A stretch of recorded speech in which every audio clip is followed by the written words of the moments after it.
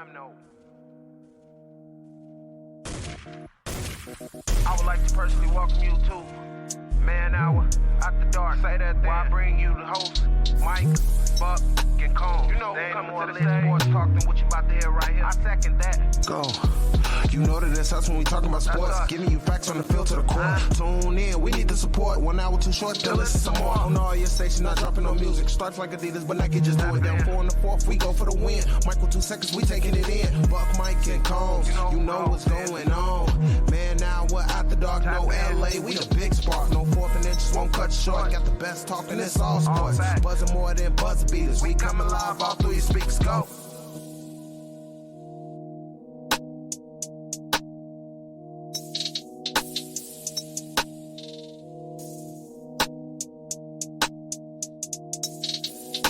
And what is up, Man Hour Nation? Michael Buckcuster here with the Man Hour. Welcome to the YouTube page. Welcome to the Facebook page. Listen to us on Big S Sports Radio as well. Welcome here as well. But if you are new here, consider liking the page. Consider subscribing to the YouTube channel. And, of course, comment below. The more you comment, the better we do during the show. That's just the way it is, guys. So we do have a very action-packed show for you tonight. We're going to talk some Zach Wilson. We're going to talk some AFC South draft grades. We got the infamous game, Guess Who? Factor Crap. And then, of course, we're going to talk DK Metcalf running the 100-meter dash. Are you okay with that? Yes or no? Let us know in the comments. Are you okay with DK Metcalf running the 100-meter dash? I believe it was a 10.37 is what he ran it in. But we will discuss that here later in the show. But if you are not a member already, click on that join button. As low as 99 cents a month. You get discounts to merchandise. You get behind-the-scenes footage. You get the after-hours footage. You got $2.99 deal, then a $5.99 deal. You get a T-shirt after 6 months for free. And then the $9.99 deal, you get a hoodie. Every year you are part of the Man Hour crew. But speaking of the Man Hour crew, we got the sleepyhead himself, the man, the myth, the legend, the Wyatt Williams at man_TWW. Wyatt, what's going on today, man? Nothing much. I had a pretty wild day, actually, at school. This couple was fighting, I guess. Oh. And the girl just turns right to the guy and smacks him right across the face. I mean, look, right in front of me. We're just walking down the hallway. They're walking in front of me, and they're just talking. Everything seems normal. And all of a sudden, they just stop. And I'm like, what's going on? And she rears her hand back and just cuts this guy right, boom, right across the face. Slaps him right across the face. And you know what? That is okay because it's a girl hitting a guy, but if it was roles reversed, that guy would be in jail 100%. But Wyatt, you've been on the Man Hour for about 5 months now. You started with us at the first of the year, right in the middle of the playoff season, and we've grown a lot. We've shrunk a little bit, and now we're back on that growth again. Meaning just like a normal roller coaster here, but you are our interview expert here. And on your time on the Man Hour, what has been the best interview you have done here on the Man Hour? Man. No, let me rephrase that. Who is your favorite person to interview? I think it's definitely Ali Stumler, probably. Ali Stumler, huh? I don't know. Trey's always fun. Man, Cooper is always fun. Those guys are always a blast. Yeah. I don't know. That's a tough one because there's been so many. We've had so many great people on this show interview. We really haven't had a bad interview yet. Yeah. Yeah. I mean, if I had to choose, I mean, at gunpoint, I would probably just say Ali Stumler because she was awesome. She gave great answers, great feedback. She played Liar Liar, which that was really the first time that we've ever had a guest play a game with us, and it was a lot of fun, which I think we need to do that more in the future, which we are, of course. Yeah. But yeah, I would say just because how we played the game, how great her responses were, how great. Just everything. It was a perfect interview. It was a really good one. So yeah, I like Alex Stumler would be mine. Yeah, and we definitely got a chance to get to see her like playful side because usually when you have like interviews, people kind of like aren't quite themselves. We saw the true Allie throughout that whole because we did get to play a game with her like afterwards. And fun fact, she did come and egg my house. So I got to get her back on that because I did beat her in Liar Liar, but. Some person that hasn't lost a game yet here on the Man Hour is Mr. Tori Anderson at manhour_Tori. Right now, Wyatt, Tori is undefeated at every man-hour game that he has played. Liar, liar, the Guess Who, all those games. So, Tori, how does it feel to feel undefeated in the man-hour game show?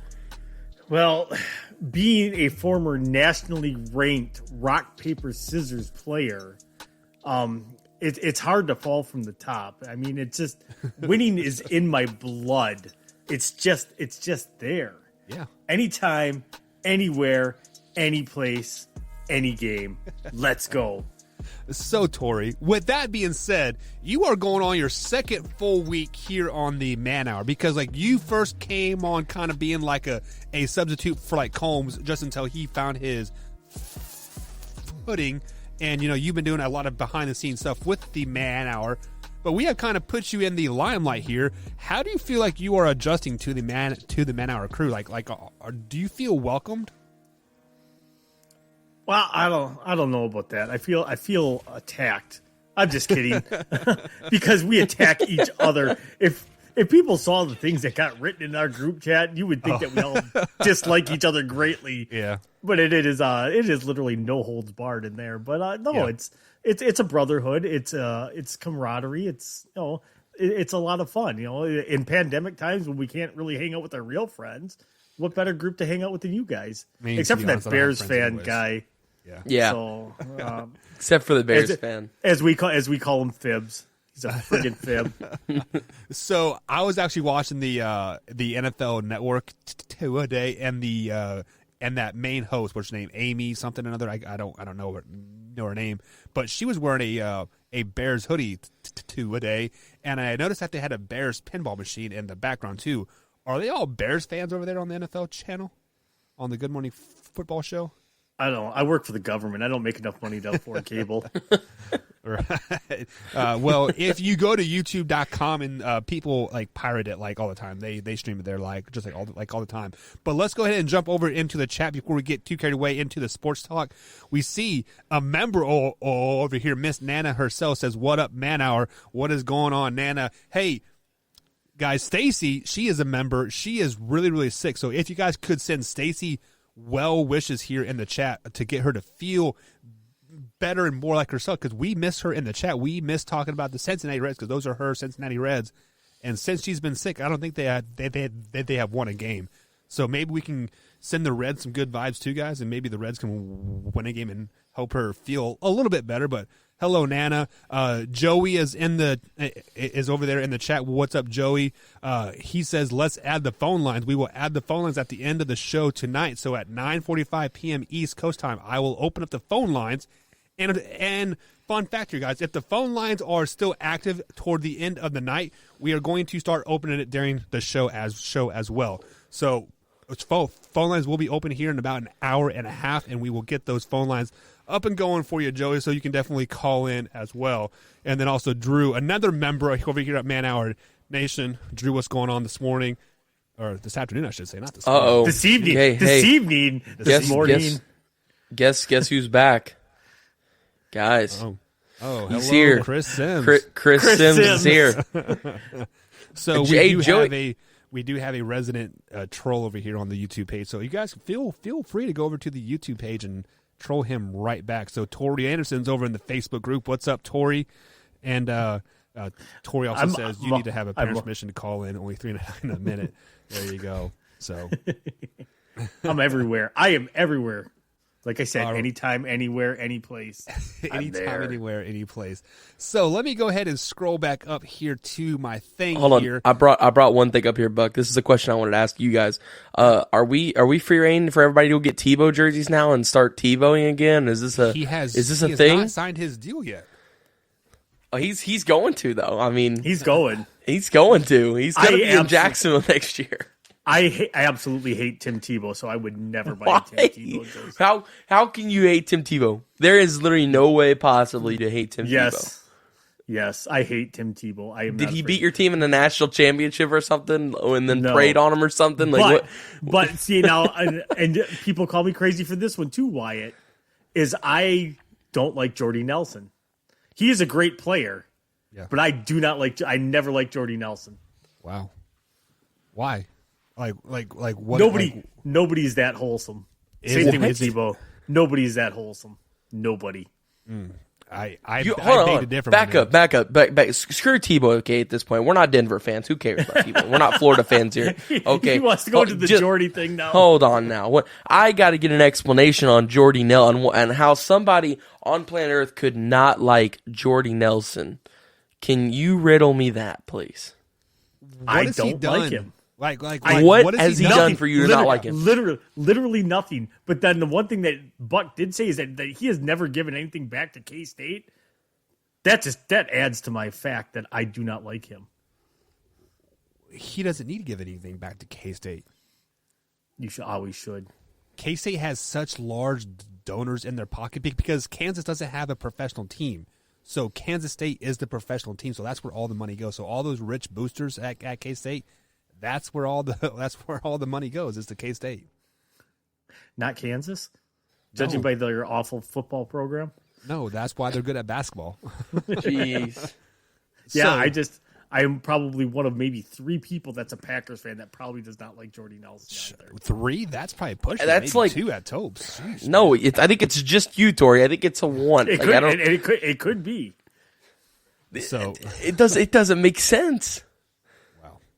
All right, so I want to get into some actual talk here, some actual factual stuff, because Tori's just spitting puke out of his mouth right now.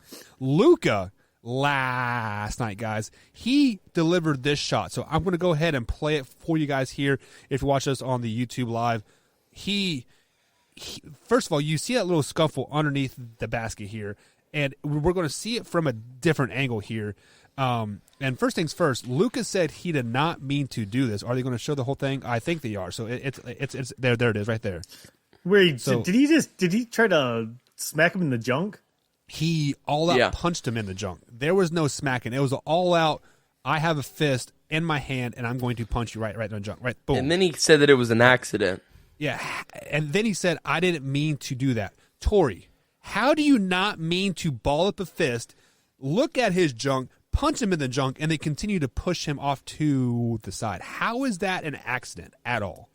I think I just got caught on camera punching a guy in the junk. I'm going to try to go to damage control immediately and hope that I don't ruin my public relations image. That is literally what he did. Well, I'm sorry. The first thing that I come to mind, as soon as he said, I didn't mean to do that, you went through a 3-step process there. You balled up your fist. You looked at his junk, and then you proceeded to punch him in the junk, and then you proceeded to shove him like he did something wrong. So there was a 3-step process that he had to put in his head, and then to say that he didn't mean to do that, why, he has got to be damage control 100%, just like what Tori said, right? I don't know. It's weird because Luka is not that player. Luka is somebody that everybody talks so highly of because he doesn't do these things. You don't see Luka out here, doing what Draymond Green does, punching people in the nuts or kicking people in the nuts. Yeah. You don't see that. It's not Grayson Allen at Duke, all right? This is Luka Doncic. This is not who he is or what he's been about, any of that stuff. So I don't know, it's just weird. I could name you 100 other players in the NBA right now that I think would have done that before Luka did. You know what I mean? And that's why I think everybody's freaking out so much about it, because it's the last guy in the NBA you ever would have expected to do something like that.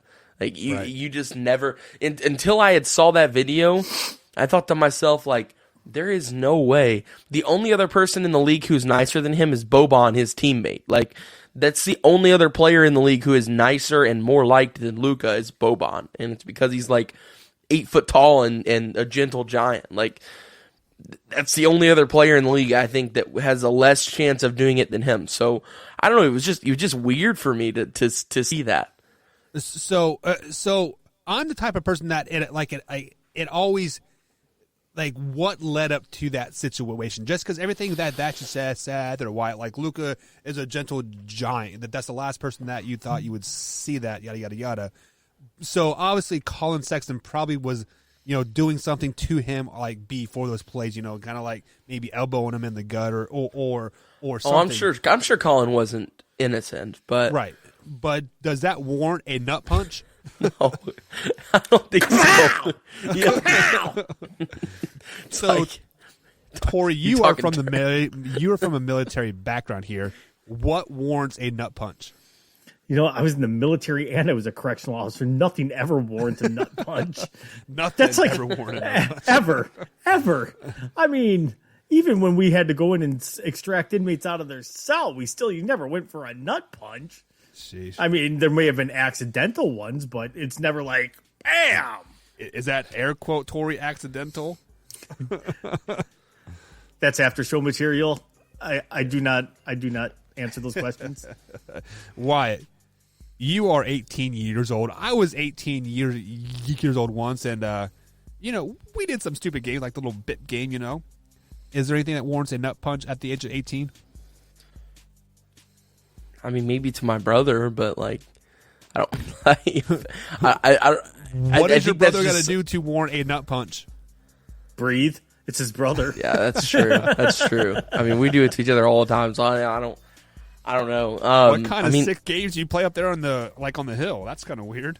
Yeah, you don't want to know. No, I'm just kidding. Yeah, I don't want to know you guys are weird up there. Very, very weird. No, honestly, I don't know of anything that outright deserves a nut. Maybe a nut punch deserves a nut punch. I guess if I had to choose, I mean, maybe just that would be revenge, but I don't think it was revenge because another video would have surfaced by now of Colin Sexton doing it as well. So you would think so. I don't know. Maybe he whispered sweet nothings into his ear, and then right? I don't know. I got nothing. Yeah. But guys, we are going to take our first break of the night. On the other side of the break, we are going to continue our path through the AFC. I did miss the AFC West last night, so I'm going to have to talk about Patrick Mahomes at some point. But we are going to break down the AFC South draft grades, starting with the Tennessee Titans. So stay tuned, guys. Right here on the Man Hour. We'll be right back after this quick little break.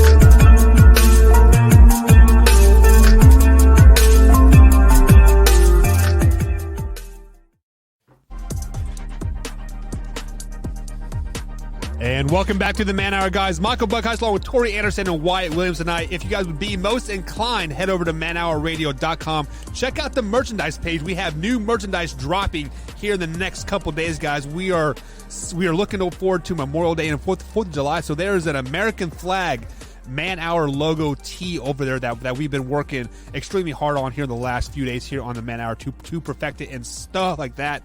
But if you are a member, you've already seen the logo, and it will be dropping here in the next couple of days. I'll get it live on the page, and you guys will be the first ones to know. So, welcome the boys back onto the show, guys.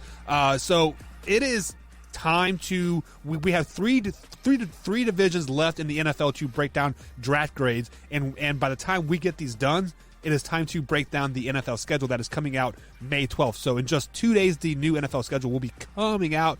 So we are going to be breaking down the last three divisions and then picking basically the winners of those divisions after the schedule comes out. But we are to the AFC South, and we are going to start with the division winners first here, guys. We're going to start with the Tennessee Titans. The Tennessee Titans finished last season at 11-5, but they did have a first round playoff loss to the Baltimore Ravens. King Henry did do his thing last year, gaining well over 2,000 yards, and Ryan Tannehill has kind of come into his own there as a starting quarterback in Nashville as well. So the Tennessee Titans, they've had what was it, 2019? They had a great playoff run. Last year, they ran into a good Baltimore Ravens team in the playoffs. So this draft, they needed to improve a tad bit, a little bit on the defensive side. So, Tori, I'm going to kick it to you first here. As far as the Tennessee Titans go, who was their best draft pick in the 2021 draft? So I'm going to go with their second-round pick, which is a North Dakota State guy, Dylan Reduns. They needed help along their offensive line. This guy will fill a need for them at right tackle. They lost Jack Conklin, so they had a huge hole over there to fill. I think Dylan Reduns is the prototypical right tackle that they need for the offensive run. The guy's a road grader for a run blocker, and for them having King Henry in that backfield, he's going to be a plug and play type guy for them because they're again running that zone blocking scheme. They won't miss a beat for King Henry over there. I don't think. To me, that was probably their very best pick. Did the Titans lose anybody on the offensive line from last year, though? Conklin. No, or did they? Yeah. I know that they had some injury. I know they had some injury problems. I know that was a big concern for them going into the draft was, not just replacing people that they had lost, but also kind of dealing with some depth because of the injuries that they had last year. Right. Means like anytime you can add depth to the offensive line, I think you are winning either way, especially in the second round. So who is their best draft pick this year? Yeah, I think the best draft pick here, you're going to call me a homer, I know it, but hey, Dez Fitzpatrick, wide receiver out of Louisville. The guy is a physical go-get-it receiver. Homer. A sleeper pick here for them. I think personally, possibly the biggest sleeper pick of the entire AFC South draft class for all four teams. Like I said, he's a physical go-get-it wide receiver. You can throw it up in the air to him. He'll come down with it. Got some nice speed under him where he can get around the wide receivers. I got to watch this guy a bunch at Louisville. He's a really exciting talent, and I think he, not taking anything away from Tutu, but I think he would have been a much higher prospect if Tutu wasn't there because, of course, Tutu was an awesome wide receiver that was taking up a lot of reps.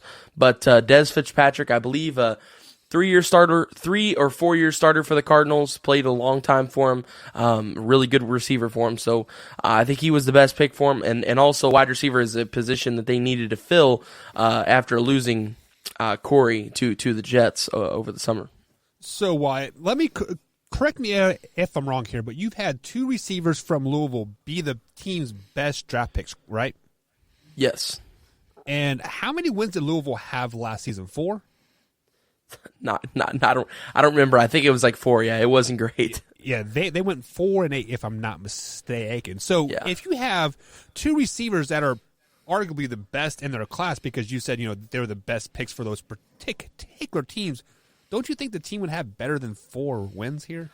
Well, the quarterback situation was rough in Louisville all last year. They couldn't decide who was going to be the quarterback, whether it was Cunningham or I think it was Peel was the other guy. And then they had another guy come in who was supposed to be Lamar's replacement. It was supposed to be just as good as Lamar, and then that, of course, didn't pan out. Actually, Tutu Atwell was supposed to come in and play a little quarterback for Louisville because he's from the same high school that Lamar Jackson is, so he was supposed to come in and play a little quarterback and ended up ultimately playing wide receiver, which he was good at. He went as a second-round pick. But I can tell you, I watched both of these guys play. I think the Titans had a big need for wide receiver, and I can almost guarantee you that Des Fitzpatrick is going to see some time on the field this year because he's going to have Tannehill throwing him the ball as well.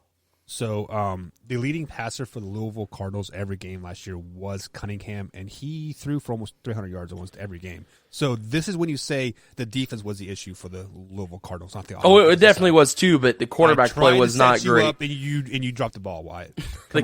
Quarterback play was rough too. I mean, I went to the Wake Forest game last year, and there was a play. It was like the second or third play from the start of the game, and Cunningham looked to his left and threw it, but he didn't realize he threw it behind him, so it was a fumble.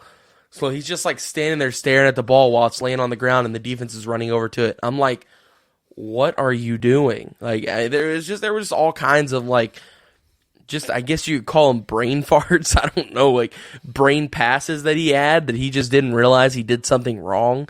And, of course, that's why we ended up with 4 wins, I think, because the quarterback play was subpar. The defensive play, like you mentioned, defense wasn't great either. But really, I think, in my opinion, the only 2 solid pieces. All righty, Wyatt. We let you rant and rave about Louisville Cardinals. Enough. Let that brain fart go past your ears. Give you a break and let's let out the steam. Okay, are you ready to talk some AFC South here? I'm ready to talk some AFC South. Tennessee Titans, what's their worst draft pick? Yeah, I think it's Monty Rice, linebacker out of Georgia. They didn't really have a great draft. I thought it was average.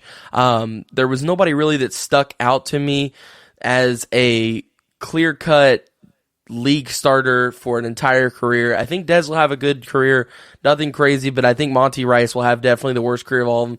Plus, I thought it was a little bit of a reach for where they got him. I think he could have been there a little later, or there were some other options they could have gone with at this particular spot that would have been better than Monty Rice. But, you get a guy from the SEC as well who has played tougher competition, so I guess you could consider him more NFL ready, if that's how you would say it. But I think Monty Rice would definitely be their worst pick. Yeah, I had to agree with that. I only watched a couple actually a couple highlight clips of Monty Rice, and he's the type of player that really didn't jump off the screen at me. So I do concur of what you said. Tori, who is the Titans' worst draft pick in your eyes? Why are you guys ignoring the obvious one? Rashad Weaver's never going to play it down in the NFL for the Tennessee Titans. The guy's been charged with assault. That's assault, brother. So, obviously, that's a wasted pick. So, how is that not the worst draft pick that they have? And the sad part is this guy's probably never going to play it down in the NFL. And I was still debating between him and Caleb Farley for their worst draft pick. That's how bad I think that their draft was. I am not a fan. I am not a fan of the Titans draft this year. I mean, but to their credit, with Caleb Farley, it is literally a boom or bust pick. This kid's going to be an All-Pro Hall of Famer or awful. There's going to be no in between with this kid. He's either going to be Kevin King or he's going to be Deion Sanders. Wow, that's a pretty big window. Well, and I think Kevin King is still got some upside to him, but we'll talk about the Packers in the regular season later in the week here. But Tori, what is your overall grade for the Tennessee Titans in this year's draft? Overall, I give him a C-. I actually kind of like the pick of Monty Rice just because he's a speed linebacker, but they drafted him, I think, way too high. So I kind of downgrade that pick, but the guy is all a sideline to sideline linebacker. So I actually like the pick. I just don't like where he got picked. So overall, I give him a C-, based mostly off of the fact that you drafted a corner that's injury prone. You drafted a guy. Well, to their credit, they didn't know about the charges against Rashad Weaver. So you wasted a draft pick there. I'm not a fan of the Racey McCath pick either. So What did That you one do was to great. make your team? What did you do to make your team better? Nothing really, outside of you shored up your offensive line with Dylan Redund. So let me ask you that question right here. The Tennessee Titans finished 11-5 last year with the first round exit in the playoffs, lost to Baltimore Ravens. Did their draft this year make them a better team at all? No, Not at all. no, they will either be the same or worse. Yeah. All right. I think so. Why? What is your draft grade for the Titans? See, Tori, you gave him a C minus, right? Yep. Yeah, we're right in the same ballpark. I gave him a C. I said it was average, because there were some terrible picks. I didn't really want to penalize him for, of course, the second round pick with, the whole issue with he's going to jail. So, because they didn't know that. Now, I also think it's a little bit of their fault because they didn't dive a little deeper into his history. So, I think it lies on them a little bit, but at the same time, they didn't know. So, I didn't want to penalize them too much for that. I do agree with Tori that I think Farley is a boomer bust kind of player. I think he has more of a boom upside, but also I like the pick of Des Fitzpatrick, as well as the offensive tackle they got. It is slipping my mind. What was his name, Tori? Dylan Redund. Yes. Which that was a nice pick for them. So like I said, I think it balanced itself out. I think there was 3, good picks. I think there was 4 or 5, average or bad picks. So I give them right in an average draft just to see. Alrighty, so does this draft make him better? Why? I think you already said I said no, but I just want to give you the floor. No, I think the draft, unless if Des Fitzpatrick comes out and is something incredible, and Caleb Farley is, that's the only way I think they would be better, is if one or both of those two prospects, or maybe another prospect, really pops off. But I don't necessarily think that one of these. I think that there is a better chance that all of these don't pop off than there is that 2 of these pop off. So, no, I don't think so. I think that they are just the same or worse. Yes. I kind of like the word pop off. I think we need to make a t-shirt with that. Why it's popping off. Does that sound good, guys? Why it's popping off. Moving on to the next team here, we do have the Indianapolis Colts. They also finished 11-5 last season, making a wild card berth. But of course, they got the beat by the Buffalo Bills, 27-24. Phillip Rivers has officially retired from the NFL, and they picked up Carson Wentz here in the offseason. So Wyatt, they filled their quarterback needs in the free agency. The Colts are a team that's that I thought was pretty complete. So, with that being said, who is their best draft pick this season? Yeah, I think their best draft pick was their first rounder, Kwity Paye, defensive end out of Michigan. He's a guy that I think should have went in the top 15 because I think he will be a top 15 player from this draft. So I was really excited they landed him. I think that was a spot they needed to fill. I know that they didn't go with offensive tackle, which everybody freaked out about, and at the time I was freaking out about. But today, of course, they did solve that issue with Eric Fisher, which essentially lines up their offensive line good enough for the future now. You lose Anthony Costanza, which is a huge loss for you, and you replace him with Eric Fisher, who's a great tackle to fill that void with, and a guy who is, still has the young side of him. He is not, nearing retirement within the next couple of years. So, I think that was a good pickup for them. But I would say even though they didn't go with an offensive tackle, it was still an all-around pretty good draft, but their best pick was Kwity Paye. So with that being said, you did mention the name Eric Fisher, which he just signed a deal with the Indianapolis Colts today as a 1-year deal. However, he will not be ready to play till at least late October. So that's almost half of the season that he will miss from that Achilles tear in the playoff season last year. So let's kick it over to Tori here. Tori, who is the best draft pick in your eyes for the Indianapolis Colts? I gotta agree. Kwity Paye was projected to be anywhere from number 8 all the way to 15. The fact that he fell, and we talked about it on draft night, like he was kind of free falling, and I'm like, man, the Colts picked him. I'm like, they got to steal. They have a guy that's basically, if you ask me, is almost a clone to like what Robert Mathis was for them. So, to get him at 21, the guy is 6'4", 272 pounds. He's got a great pass rush arsenal on him. This guy is a plug and play defender that they have. So I absolutely 110% agree with Wyatt on this. Kwity Paye was a steal at 21 for them.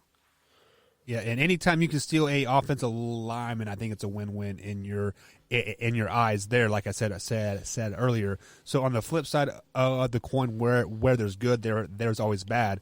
So Tori, let's kick it to you first here on the snake style debate here. Who was the worst draft pick for the Colts this season? So I'm going to go with their 6th round pick, number 218, Sam Ehlinger. Sam Ehlinger was a highly rated prospect. Everybody knows coming out of college. I believe he was the number 1 rated recruiter. He was the number 1 rated quarterback in that class. And as we know, Texas doesn't have a great track record for developing quarterbacks anyways. Right. But Sam Ehlinger, by the way, rip to his brother. I don't know if you saw that. His brother passed away the other day. So he was a linebacker for Texas.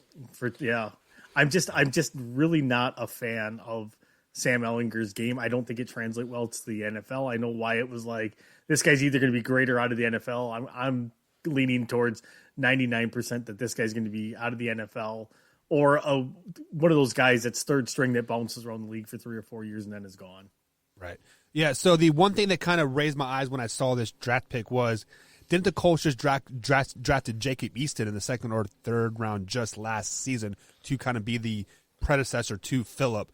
So I'm kind of confused of what their quarterback situation is, because like right now they have Jacob Easton as 2nd string, Jalen Morton as 3rd string, and then Sam Ehlinger is sitting at 4th string here. So right now they actually have 5 quarterbacks on the roster going into camp. So I'm kind of confused of what they're doing. Oh, like over there, and Carson Wentz was only 5-6 years into the league, right, guys? Yeah. He definitely has a lot of tread left on those tires. Well, I can tell you exactly what that pick for Sam Ehlinger was. It was 100% a second insurance policy for Carson Wentz, because the Colts kind of looked at themselves and thought, well, we got a guy who is extremely talented, can be talented. He's shown that.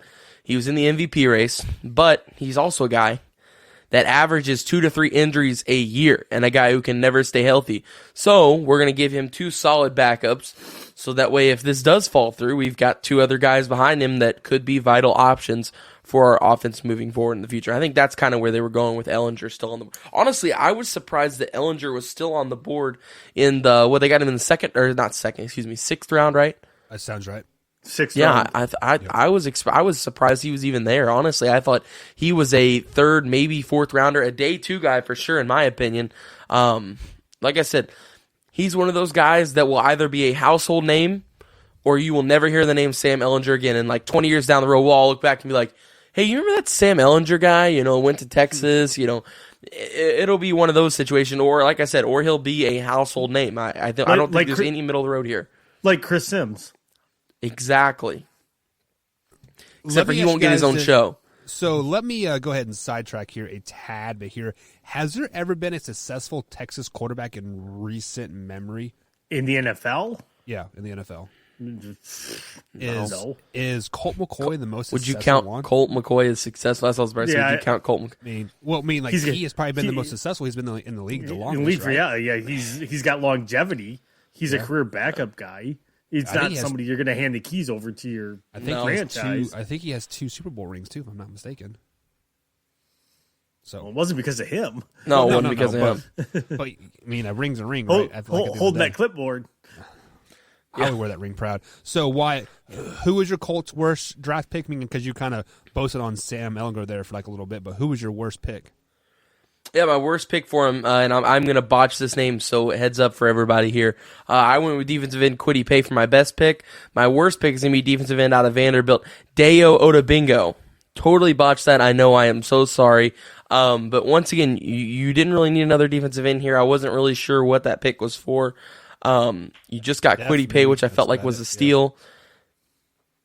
I don't know. I wasn't a big fan of that move. Plus, nothing that he really did. He didn't really do anything spectacular at college. He was not ever really anybody that had drawn out of the pack that anybody was like, oh, hey, excited about. He was coming to the league, so I don't know. Like I said, I was kind of just confused as to why they went with a defensive end there whenever you just got Kwity Paye there. So it's going to be a mean pass rush, and he'll add to some depth, but I don't think we'll see much out of him, at least in Indianapolis. If he's going to do anything, he needs to go somewhere else. So what is your grade for the Indianapolis Colts in this year's draft? I give him a B plus, or excuse me, not a B plus, excuse me, B minus. Like I said, Kwity Paye fell to them. I think it was a really good pick. I think Sam Ehlinger, they got him at a good place. They didn't reach for him at all. That was really the main problem that I thought a lot of teams were going to have with quarterbacks like Davis Mills, with quarterbacks like Kellen Mond, with quarterbacks like Sam Ehlinger. I thought we were going to see a real issue with people trying to reach way up into the draft. Like, hey, it's the third round. I feel like they're about ready to go. We need to take this guy now whenever he'll be there in the 6th round. So I think the Colts did a really good job of being patient, being calm, waiting for Sam Ehlinger to be there at the right moment. I don't think he would have been there in the 7th round, so I think where they got him was perfect. So like I said, I think they solved some issues they needed. They maybe could have gone somewhere with offensive tackle, but then again, we can't really be mad about it because they literally just got Eric Fisher. So if we would have done this edition of the show with the AFC South draft grades 3 days ago, I would have been like, oh, hey, terrible draft because you didn't get an offensive tackle, blah, blah, blah, blah. But now that this came out, I'm like, hey, great draft. He's coming in. You've got all your needs solved, and yeah. All right. Now, Tori, what is your draft grade for the Indianapolis Colts? I give them a C. The only reason that they're not getting a D is because Kwity Paye, and I'm a huge fan of their actual 7th round pick, Will Freeze. So those 2 picks kind of saved them from having a failing type grade. Well, what was the saying in college? A D will still get you a degree. Yep. D's get degrees, baby. Yeah. That was my philosophy in high school. I mean, that's pretty much my philosophy in school too. But they didn't do anything really outstanding in this draft. It seems like they reached for a lot of guys. They made picks that didn't make sense to me. So like Kwity Paye, you don't pass up on a player like that. That was literally best player available at that point. And yeah, you absolutely don't pass up on that. It's like I said, I really like the Will Freeze pick too, but Sean Davis, I'm not a big fan of. Ehlinger, I don't think is a good quarterback. They got basically a project wide receiver, a kind of raw guy, that Mike Strachan from the University of Charleston. So how many players have ever been drafted out of the University of Charleston? So 2. No, I'm just, I have no clue. Kylan Granson for a tight end. Like I said, it's just nothing. There's nothing spectacular outside of the Kwity Paye pick. The rest of it was just blah. So blah. Just blah. They get a C. Alrighty, so moving on to the next team here, the 3rd-ranked the Houston Texans. There we go. I wanted to get that name out Texans. there. The Tennessee Texans. No, the Houston Texans finished 4-12 last season. They just missed the playoffs by the skin of their teeth. But the offseason turmoil has been nothing but headline news. J.J. Watt is officially out. Deshaun Watson wants out. Then bada bing, bada boom, there's 25 sexual assault cases on him. So, Tori, let's kick it to you first. Who was their best draft pick? The thing is, they actually had, for not having crap for picks this year, they made the most of the picks that they did have. So I think we're probably all going to be unanimous on this. Davis Mills in the 3rd round was probably their best pick that they had. With the uncertainty with Deshaun Watson moving forward, with all the allegations, stuff like that, they had to have that backup plan. We all saw it a week before the draft. There's always that one guy that his name comes out and just starts to become a fast riser. And this year it was Davis Mills that, there was talk that potentially he'd sneak into the back end of the 1st round, and he fell down to the 3rd round, which is about where that they thought they would go. So for me, Davis Mills was probably the best pick that they could have made. B, probably the best player left on the board too at that point. Wyatt, do you concur with that? Tori, you said he was probably their best pick. He was 100% their best pick. All right.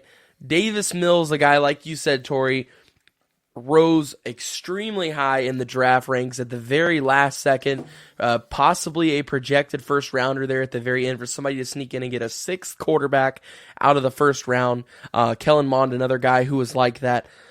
But, of course, he does rise, and then he falls right after that back to the 3rd round, and a place that I think was far worse than what he should have been drafted at. I think that this is a late first round, early second round quarterback right here, and the Texans, like Tori said, with uncertainty all around Deshaun Watson, whether if he's going to come back to the team, whether if all this speculation is true, whether if it's not true, whether if, somebody else wants to leave. I mean, nobody really wants to be in Houston right now, and I think we're figuring that out.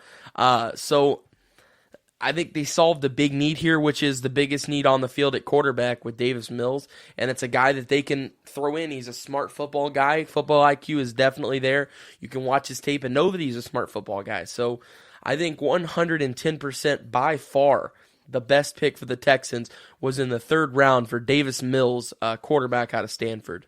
So on the flip side of that, what was their worst pick, Wyatt? I think it was Brevin Jordan, tight end out of Miami. And once again, it's kind of this situation that I'm going to have with the Jaguars and like I've had with many teams.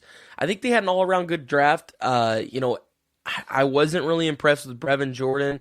I don't think that he is that great of a pass catcher, but you can learn that. You can develop that over time, and tight end is a little bit of a need that they had. So I think that does make it interesting there.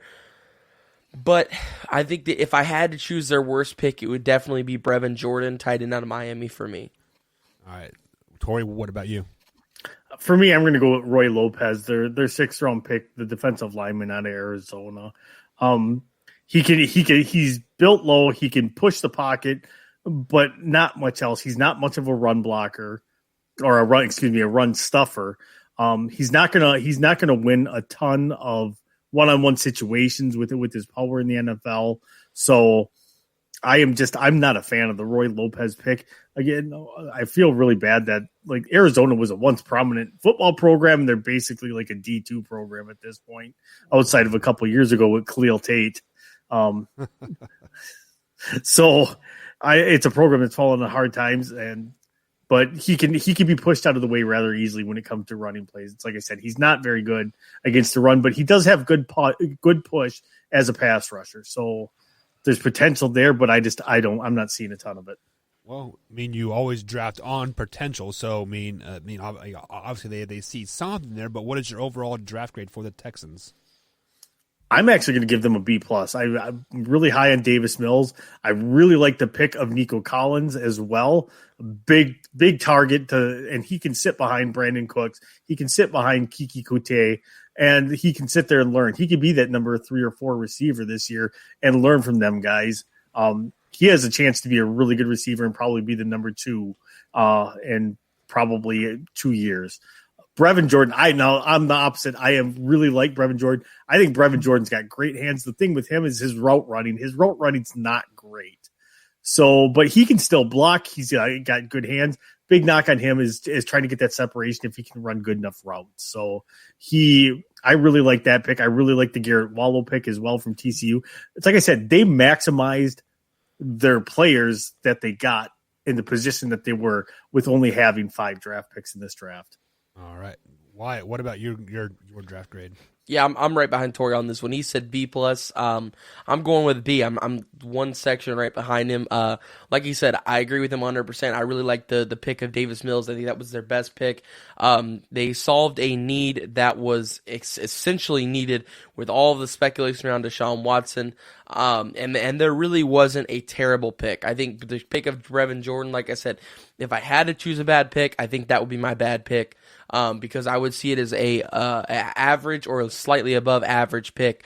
But their whole draft was good in my opinion. I guess what I said. I give them a B. All right, so we went from the top 3 teams in the division. Now we got the worst team in the division, the Jacksonville Jaguars. They finished 1-15 last season, and obviously they had the number 1 overall pick. Of course, they got a new head coach, and then then by a process of elimination by that, they also got a new coaching staff as well. So, Wyatt, was Trevor Lawrence their best draft pick? Oh, yeah. I mean, this is one of the top quarterback prospects that we have seen of all time. This guy is up in the ranks with, like, John Elway, with Andrew Luck, with, Vince Young, of course, who didn't pan out to be anything, Peyton Manning. These are the names that are tossed around with this high of a draft prospect in Trevor Lawrence. He is with that class, and I think that 5 to 10 years, there is a select few prospects that you can just look at and know they're going to be successful in the league. And I think this year was very impressive because, in my opinion, I think there was two. Trevor Lawrence is one of them. I am very, very high on the fact that I think he will be successful in the league. And Kyle Pitts. I think Kyle Pitts is going to be a Hall of Famer when he's done. When he leaves the game of football, just as long as injuries don't hold him back, he will be a Hall of Famer in my opinion. So, but Trevor Lawrence, you're speaking on the Jaguars. Trevor Lawrence, we saw what he did in college. National champion his freshman year. Was in the college football playoffs every single year. Did not lose a single regular season game. The guy is bred to win. He does not lose. He does not lose, and he is entering a culture where losing is the norm in Jacksonville, and he is going to turn that around with Urban Meyer. It's funny because these are both two guys who are all about winning, and Urban Meyer has a track record of coming into places and just changing the whole thing. You've got Bowling Green, which he switched all around.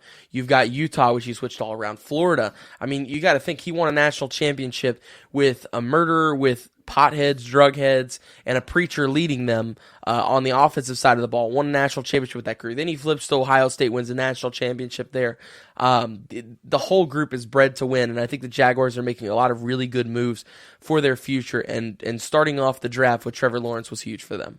Tori, let me ask you this question real quick. How many undefeated quarterbacks have there been in the NFL? Zero. Wyatt, Trevor Lawrence is going to be a bust because he isn't. I am not saying he's going undefeated his entire career. No, I'm not. I'm not saying that. But he doesn't know how to lose. He doesn't know how to bounce back from that loss. That's why he will struggle in the NFL. I'm going to leave it at that, and we can debate that later in the show. But Tori, who was their best pick? So I don't like to do the obvious thing, and that's been pretty obvious throughout the whole thing. And Trevor Lawrence could be like, oh. Nope, I'm not even going with Trevor Lawrence. I'm actually going with the third-round pick, Andre Sisco. So they got an elite-level talent in the third round. This guy, had he not torn his ACL, probably would have been a first-round pick in 2021. This guy has ball skills. He can come up and lay the lumber playing the run. This guy has range. This guy is a three-level defender. So he can drop back. He can play the zone in the middle, or he can come up and stuff the run. This kid is going to be a good safety, I believe. So I don't think we're going to have to use the bust label on Andre Sisco. I think in about 2 years, Andre Sisco is going to be a household name for us. All right. So with that being the best pick, Tori, who was the worst pick for the Jacksonville Jaguars this season? I'm going to go with Travis Etienne. There you go. I think they reached for him. Running backs are a dime a dozen these days in the NFL. I think they probably could have got him in the second round. You didn't need to go up and to use the first round pick on him. The only reason I think that they did that was to appease Trevor Lawrence and give him a sense of comfortability and a sense of having somebody else around him that he knows. Again, another NFL franchise that cares about what their quarterback thinks. Sorry, Tori, go ahead. I didn't mean to butt in there. But the thing is that you don't waste a first-round pick to make your freaking quarterback comfortable. You do. Yes, you do. Yes, you do. Okay. Yes, you do. All right. We're Packers fans, Tori. We should know this. I am not saying that he should have been their first pick in the second round, but not at 25. I don't know. Running if he'd backs been there, are though. a dime a dozen. I just don't know if he would have been there. I kind of liked that pick. That right there, I think if I had to go with the non-obvious option of Trevor Lawrence, I think I would have gone with their best pick was Travis Etienne because he was the leading all-time rusher in the ACC. The guy is bred to win, just like Trevor Lawrence. He makes your quarterback comfortable. He's a guy you can add to the running back room. Ron Dane broke the NCAA record for rushing. How that would translate for his NFL career? That would totally different situation. Wait, but no, how is that different? Yeah, how's that different? He won They're a two Heisman totally different players.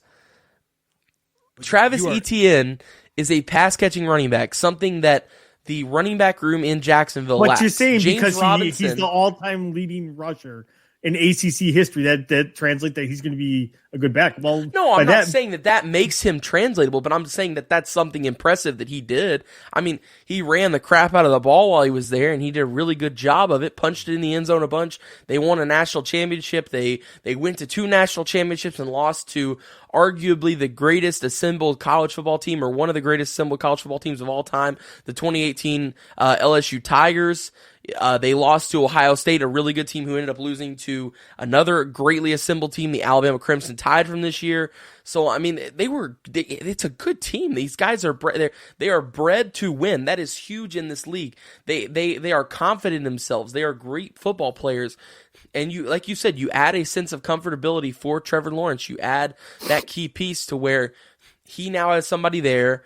He's not all by himself. He's not a big fish he's not a little fish in a big pond right now. He's got somebody there he can relate to that's going through the same stuff that he is. And why? So they can both cry that they're both in Jacksonville?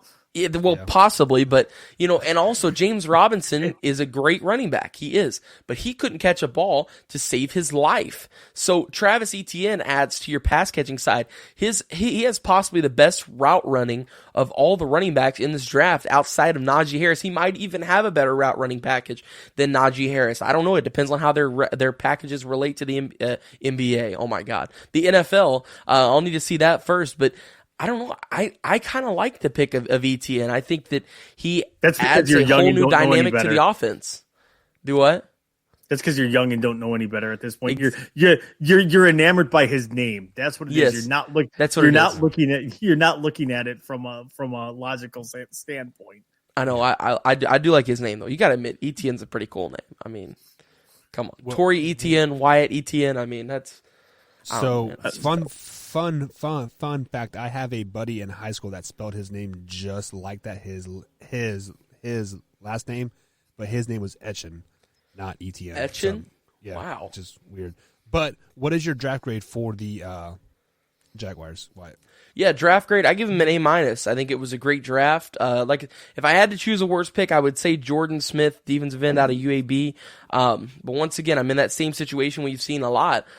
If I had to choose a worst pick, I don't think there was a worst pick. But like I said, if I had to, I guess I would go with him because I don't know. Honestly, I think everybody was a good pick. I guess he's the worst of the good picks. That's why I would go with him.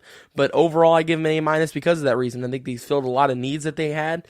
I think they did a lot of stuff to make their quarterback happy. Ironically, he's a rookie. He hasn't even stepped foot into the locker room yet, and they're already trying to make him happy. It's funny how that works. And then some other franchises in the NFL have had quarterbacks for almost 20 years and can't figure out how to make them happy. I don't know. It's funny how that works. His butt hurt ways that Aaron Rodgers is getting traded. But Tori, butt hurt. What is your grade for the Jacksonville Jaguars? I gave him an A. The only thing that kept this from being an A+ is the ETN pick. Because this is a team that is not very good. It's going to take a couple of years. And what did they do? They took the draft capital. They filled positions of need. I'm not a big fan of the ETN pick. And the other pick that I'm not real thrilled with either is Luke Farrell, but he's probably going to be more of a blocking tight end for them anyways, because now they've got, I don't know, some jackwagon that tried to play quarterback and had a spaghetti arm and then cried and went and tried to play baseball. Now he's going to try to play football again at 33. Oh, wow! Preacher. That was shots fired. Not a big fan of Tebow, huh? So no. I want you to take a look at that time there, Wyatt. What is it? It says 57 minutes and 55 seconds into the show, right? Yes. Well, when are we supposed to take our second break? At 45 minutes in, right? Yes. So I let you talk and finish your thoughts well over our break. It's going into our next segment. But when you host a show, Wyatt, once that you're like, oh, it's 45 break. You asked me a question. With that being said, we're going to break. Click. Hey, Bill's got to get paid, babe. Why? We don't care what you think because we're going to take a break because Bill's got to get paid, guys. We'll be right back here on the Man Hour. Guys, we got Factor Crap, a new segment coming up here on the Man Hour right after this break. We'll be right back. Ooh.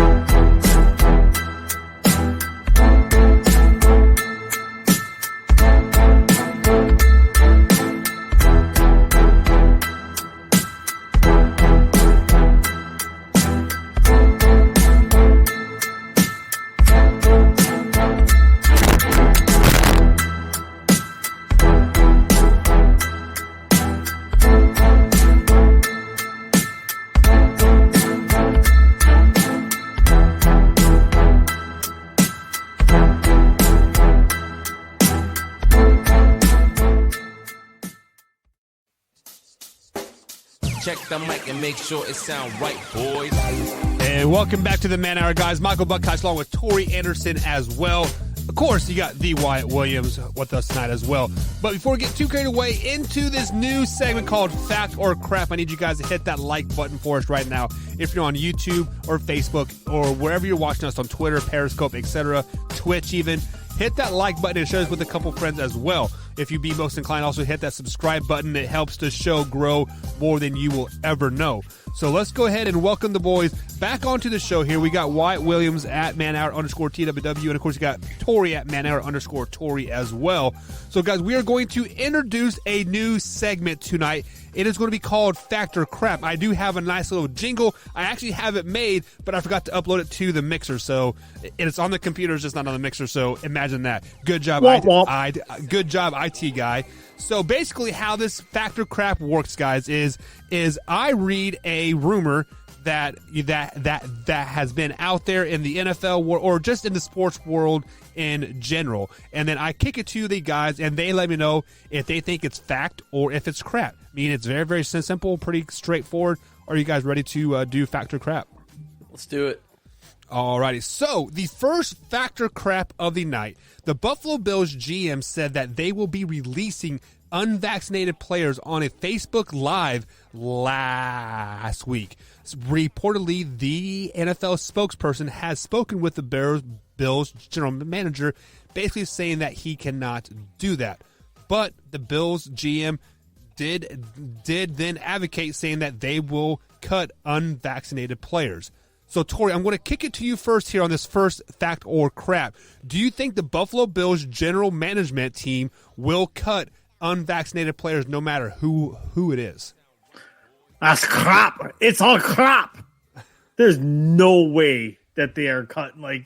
So if Josh Allen says, I don't want to get vaccinated. That's what I was about to say. If Josh Allen or Stephon Diggs aren't getting vaccinated, hey, you really think? You can wait 30 seconds for your time. So, yeah, but if Josh Allen is like, I'm not going to give it. Are you cutting Josh Allen? Hell no, you're not cutting Josh Allen. No, I'm going crap on this. If you're a big enough name, they're not getting rid of you because, A, salary cap, dead money. If you get cut, that's going to hurt your team. So, no, I'm calling crap on this. It was a comment that he made that he made it out of his own ass without even thinking of the repercussions of it. So right. I'm calling crap on this one. So we'll kick it to you next before I get my 2 cents in. Yeah, I'm going crap as well. Like I said, do you really think Hey, Josh Allen, they're going to cut Josh Allen. Oh, see, that's what you do, Wyatt. I hope they do cut Josh Allen. That way, if Aaron Rodgers leaves, maybe the Packers can go pick him up. That would be nice. I mean, that solves our quarterback needs for the future, and he's a good strong arm quarterback. It's athletic, so I think he'd fit in just fine. I think Devontae Adams would like it too. So it would all work out. So hopefully Josh Allen doesn't get vaccinated, okay, and maybe Stephon Diggs, and we can bring in Stephon Diggs too. All right, no, this is total crap. There is no way if Josh Allen, Stephon Diggs, Cole Beasley, Singletary, whoever you want to name on this offense that is an important and vital piece to this team, if they have not been vaccinated yet, they're vaccinated. Wow, I just said that. Vaccinated, jeez. There is literally no way that they are going to cut them because of that. I think this is one of those situations where Josh Allen should sit back, not get his vaccine, and say, okay, let's see you do it. Go ahead, do it. So, I dare you. You guys both went crap. I'm going to go with fact because do you ever want a real answer from a person? Let them go on Facebook Live or Instagram Live or Periscope or Twitter Live. You will get real raw answers from them because there's not really because there's not somebody writing their answers for them. And if you guys would look back to the pandemic times when at its peak, New York was hit the hardest. Their hospital beds were filled and full, and I think if I'm not mistaken, I think the only way that the state of New York is letting fans into Buffalo Bills Stadium is if they're fully vaccinated. So, guys, I think this is 100% fact. Just because if you will not let your fans into the stadiums unless they have their vaccine, how can you let your players play when they're not vaccinated, right? So, I think this is fact, guys. I think they're really going to push that envelope to get your vaccine 100%. So, moving on to the next one here, the next fact or crap. Chad Johnson and Pac-Man Jones, they've had a beef, guys, for well over 10 years here. So, Logan Paul and Floyd Mayweather have officially set their fight for June 5th. Pac-Man Jones reportedly called Ocho Cinco, a.k.a. Chad Johnson, to see if they could squash their beef on this card as well. But reportedly, Ocho Cinco declined the offer to fight Pac-Man. Fact or crap, guys, that Ocho Cinco said he did not want to fight Pac-Man. Wyatt? I mean, it seems like we've got to the point where now, just as long as you've got a big name and just as long as you've got a decent following behind you, you can box now at this point. You can fight, okay? It doesn't matter if you don't have a lick of experience. You could literally be a YouTuber or a TikTok creator. I'm a TikToker. A TikToker. And you can be a boxer now at Bryce Hall, at the Paul brothers. I mean, it makes no sense. So, I mean, of course this was probably offered, and of course he probably said no because he doesn't want to get out there and I guess get him. I don't think he would get him. I think Chad Ochocinco would win it. He's bigger. I think he'd be stronger in a sense. So he has the reach. He's got the reach. I don't know why he wouldn't say yes and then whoop his butt and then claim all the money and walk off stage. I mean, I don't know why he wouldn't do that. All right, Wyatt, you said everything but fact or crap to that. Oh, so crap. I'm going with fact that Chad Johnson probably doesn't want to fight him, even though I agree. I think Chad Johnson would probably whoop him. Chad Johnson's in phenomenal shape still. He has kept himself in shape. Pac-Man's probably just been doing nothing but spending money over at the strip club. Yeah. This is a ploy all to make some money. That's exactly what it is. And that's all it is. That's what all fights are. And I just think Chad Johnson still has a decent enough following, and his name is still relevant enough that he doesn't need to do a stupid stunt like this. And he's got nothing to prove. So, what I just don't get is they both played for the Bengals. So, what is your beef with each other? Pac-Man kind of made his name playing for the Titans, right? Like, yeah. Like, Pac-Man was before the Bengals. Well, he made his name because he was suspended half the time he was with the Titans. He actually played pretty good guy. When he played but he didn't play most of the time. He actually had a really good career. He probably had a better career with the Bengals than he did with the Titans. Well, I'm going to go with crap here as well, because wasn't it last year that Ocho Cinco and Terrell Owens both raced Tyreek Hill in a 40-yard dash? Wasn't Chad Johnson a part of that as well? You guys remember that? I don't remember that. But I believe, man, I know for sure it was Terrell Owens. I thought it was Chad Johnson too, but yeah, this is definitely a money ploy because Pac-Man Jones is definitely spending that money on hookers and cocaine. So he probably needs and blackjack. Probably needs a little bit of money. So, but yeah, I mean, I could be 6'6" and outweigh you 100 pounds, but this is a lose for Chad Johnson because if he wins, he's expected to win because he's a bigger, stronger guy, right? But if he gets beat, it's like, oh, you lost to a 5'5", 100-pound guy. So that definitely a lose. So I think that is crap. I don't think Pac-Man Jones even reached out to him. People are just trying to stir the pot here. So the last factor crap of the night. Last season, the 2020 NFL season, guys, we saw two teams go 1-15. Tori, I'm going to kick it to you first. Factor crap, there is tanking in the NFL. Oh, that's 100% fact. Except for the Jets were too stupid to go 0-16. And the bad part about that is I get it. The players want to win, but when you have a front office that does not want to win because they want Trevor Lawrence, and you have a completely inept head coach that would invent ways to basically lose, and we fired our defensive coordinator because that wasn't supposed to happen. Yeah, my ass. Come on. No, teams tank in the NFL. If you got a player of Trevor Lawrence's caliber, it's just like when Peyton Manning was out and the Colts just basically were terrible that year, knowing they were going to end up with the number 1 pick and get Andrew Luck. There's teams do tank. It's not as prevalent as it is in the NBA, but if you know your team's not going to be good, you are essentially tanking your team because you're not doing anything to make your team better. What? Oh, let's see here. Is there tanking in sports? Is there gambling involved in sports? Check, yes. Is there money involved in gambling? Check, yes. So, yes, there is tanking in all sports. As long as there's a draft and it goes in order of what you've done, like on the season, how great your record was or how terrible your record is, there is always going to be tanking. I mean, we single-handedly, a few years ago in the NBA, saw the New York Knicks tank for Zion Williamson and then still lose him in the lottery and the Falcons got him, which was hilarious. It was absolutely hilarious. I loved it. Every second of it was so funny. And then now we see the Jets, like Tori mentioned, who can't tank right. It's funny because they stopped, they were tanking originally and then they stopped and they won those games. And it was like, what is happening? Because they lost Trevor. Okay, so maybe they're going Penei Sewell here, or they're going with a wide receiver in Jamar Chase and keeping Darnold. Maybe they're confident in Darnold, and they're not going to tank for Trevor. They're not getting a quarterback. And then they turn out and they get a quarterback. And it's like, why didn't you just tank and get the best quarterback on the board? Why? Why did you need 2 wins? You didn't. But you got yourself out of the race for Trevor Lawrence now because of it. So I don't know. The Jets just make Jets moves, I guess. It was so weird to me. I think a lot of that comes down to the players still wanting to win. Yep.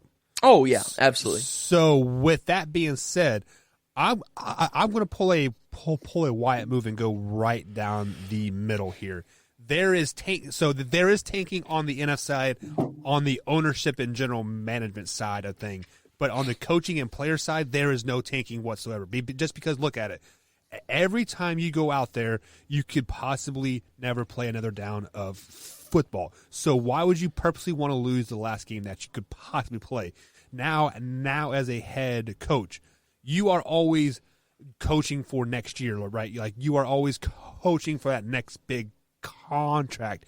And if you tank, look at Adam Gase. He tanked, right? Well, he couldn't tank correctly. And he no longer has a job because there's a passion in a coach that could not put players in situation to lose. Like, let's just be flat honest. There is no tanking in the NFL. Adam Gase doesn't have a job because he's a moron. Because he couldn't tank correctly. Like, you're so bad at coaching that you can't even lose right? Like, you can't even throw a game? What? I'm going to go on the opposite side of that, Wyatt, and say that he has more pride in himself than to tank the season. Well, I don't. This was the guy that bragged about missing Thanksgiving dinner with his family, and then his team went out and lost by like 24 points. It happens sometimes. Like, the guy can't even lose correctly. How's he supposed to win? What is this?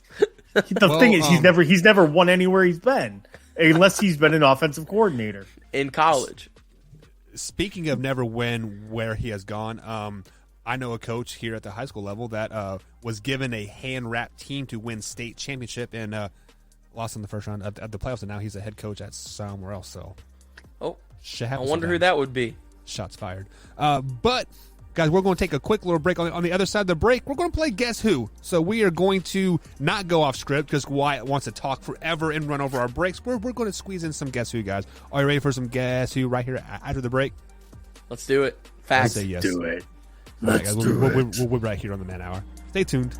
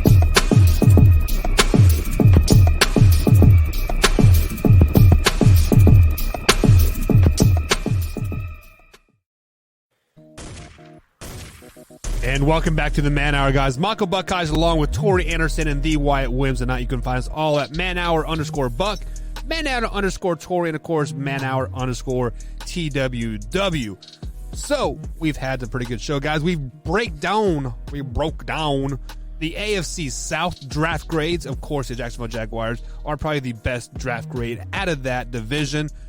So we talked a little bit of this, we talked a little bit of that.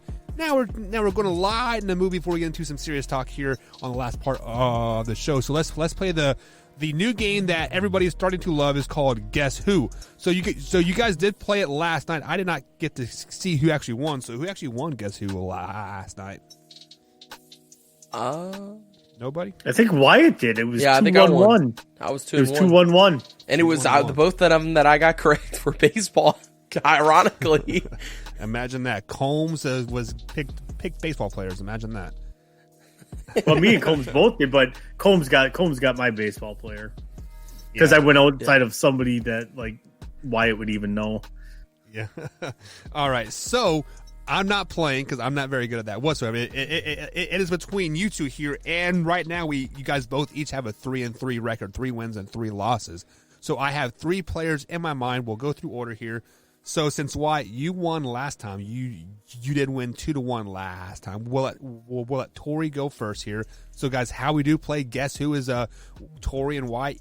They have to ask yes or no questions to basically find the player that I'm thinking of in my head. We are not Drew. We are not including retired players yet. We'll start that June 1st is when we'll throw in retired players. Oh God! So Tori, you go first.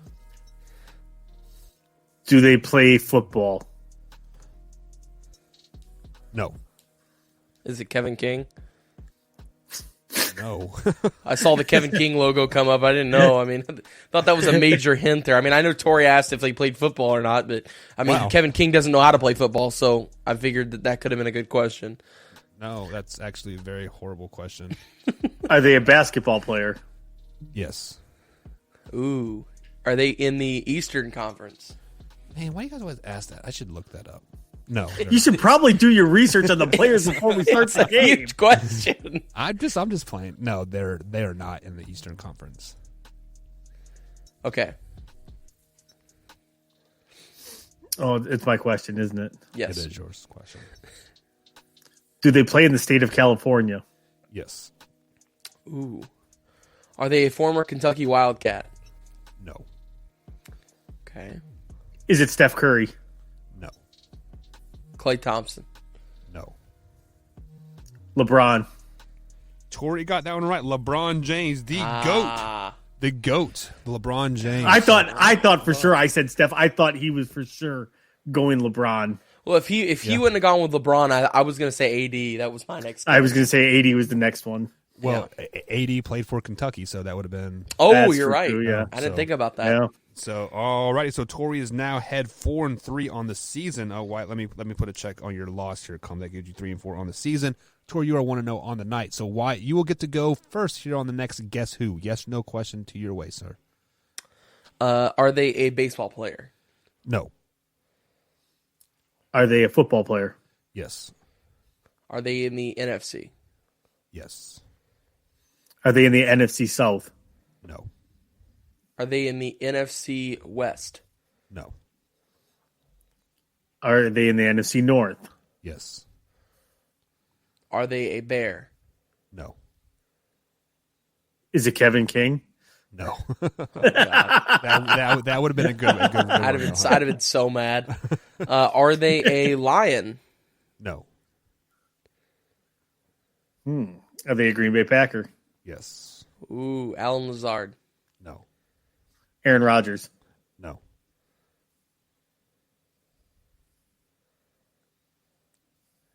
Gosh, I think there's two clear. Devontae Adams, No. Aaron Jones? No. Jair Ooh. Alexander. No. What? What the? Buck, I didn't know you knew this many Packers. Yeah, I didn't either. I'm like, I'm kind of stumped now. yeah, I don't know where to go next. Zadarius Smith? No. Kenny Clark. No. Robert Tunyon? No. Marquez Valdes-Scantling. No. I feel that you guys are both scared to narrow it down because once you narrow it down, one way or the other, the other person is going to guess it. Absolutely. Yeah. Yeah. You got to just take wild guesses now. Darnell Savage. No.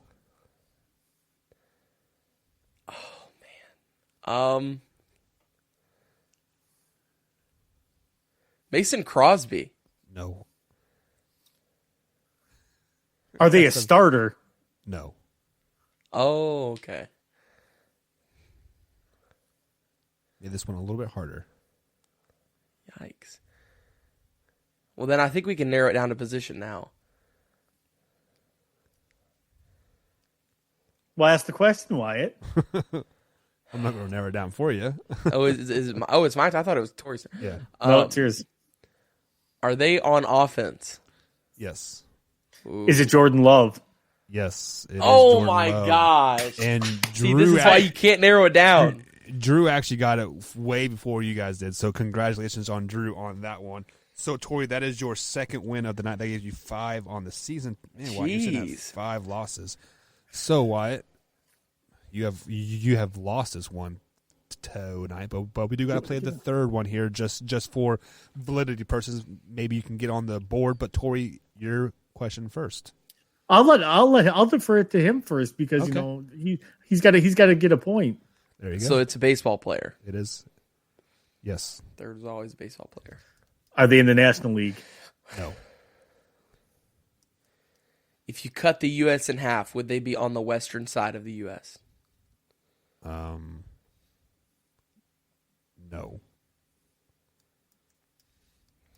Is it Whit Merrifield? No. Are they in New York? No. Are they in Kansas City? Yes. Oh, well, That's I'm why. tapped- That's why. I'm When tapped he's out.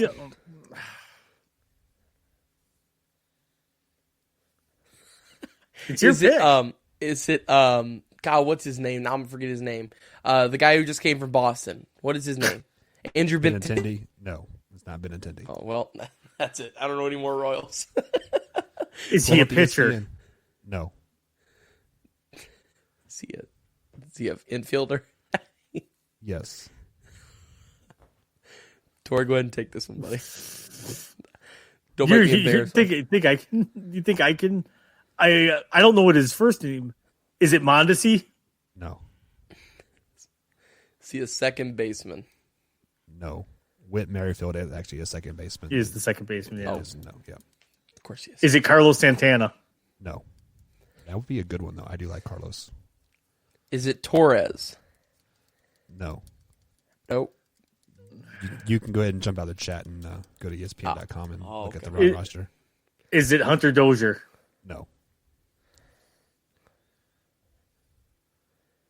There's only one guy left there. Why? Yeah. Is it Solar? No. What?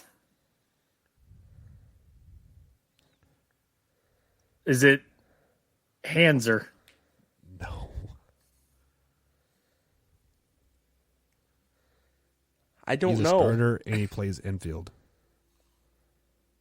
Is it He's- the first baseman? That's Carlos Santana. No. Oh no. Yeah, that's what I don't get.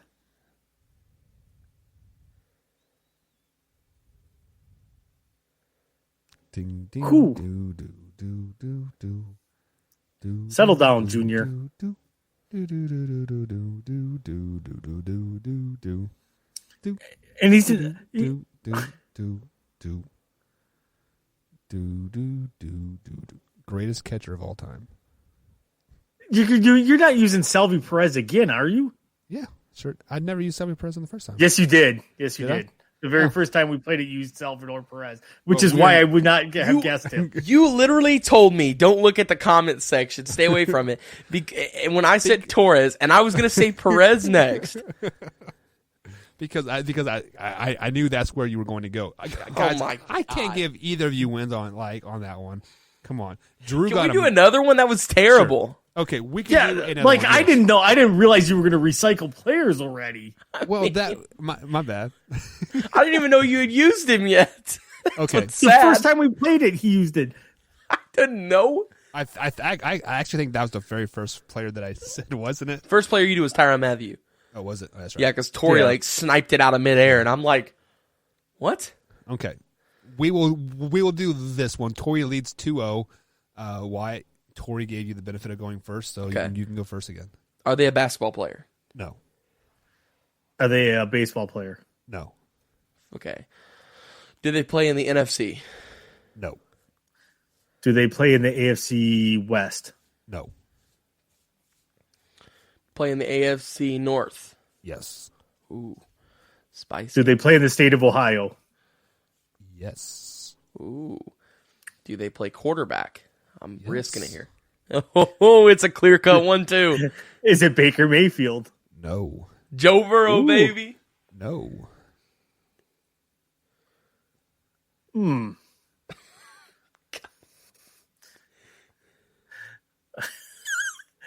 So, obviously, those were the two starting quarterbacks Okay, well. in that division. So, yeah, hey. They just got to be active players. Oh, Jesus. Yeah. This is, let's see. Is it Brandon Allen? Yes, it is. What? He is a guy that filled in for Joe Burrow last season after that ACL. Brandon Allen. No, it was not. Yes, it was, wasn't it? I'm pretty sure that was. No, the guy's what's name. his face filled in for him? Out of NC State, Finley, Ryan Finley filled in. No, Wow. Finley wasn't even on the team last year. Yes, he was. He filled in for They him. I cut swear to God, him. he did. I promise you, he filled in for him because I remember I watched Ryan Finley play in person. 2020. Brandon Allen was 90 of 142 for a 63.4% completion percentage, 925 yards, 5 touchdowns, 4 interceptions, was sacked 7 times. Did Finley play?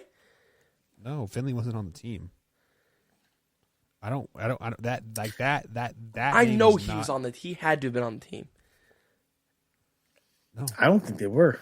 So Tori, you were 3-0 on the night. You get 3 minutes to Jeez. gloat. Get the broom out.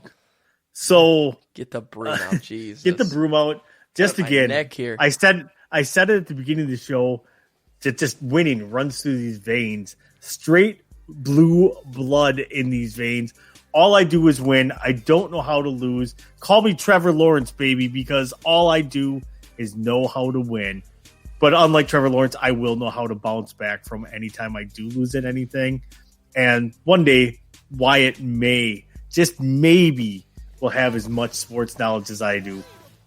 So I'm not taking my whole 3 minutes because now I got to dance because we got DJ Khalid. DJ Khaled. Whatever. Man, And they stay there. We'll be right here at the back.